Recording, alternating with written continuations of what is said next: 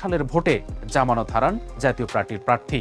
এবার এই আসনে ভোট বেড়েছে ৪৭,০০০, যার অধিকাংশই তরুণ ভোটার। বিগত জাতীয় সংসদ নির্বাচনের পরিসংখ্যানে দেখা যায় ১৯৭৩ সালের প্রথম জাতীয় সংসদ নির্বাচনে আওয়ামী লীগ থেকে হামিদুজ্জামান সরকার, ১৯৭৯ সালের দ্বিতীয় জাতীয় সংসদ নির্বাচনে বিএনপির রহিমউদ্দিন ভরসা, ১৯৮৬ সালের তৃতীয় সংসদ নির্বাচনে আওয়ামী লীগের আব্দুর রাজ্জাক এবং ১৯৮৮ এবং ১৯৯১ সালের নির্বাচনে জাতীয় পার্টির শাহ আলম। এছাড়া ১৯৯৬ ও ২০০১ সালের নির্বাচনে জাতীয় পার্টির করিমউদ্দিন ভরসা এবং ২০০৮ থেকে ২০২৪ সালের দ্বাদশ জাতীয় সংসদ নির্বাচন পর্যন্ত আওয়ামী লীগের টিপু মুনশি এই আসনে নির্বাচিত হয়েছেন।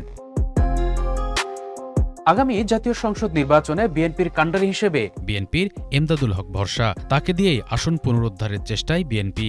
এখানে বাগড়া দিতে পারে জামাত, এনসিপি। এই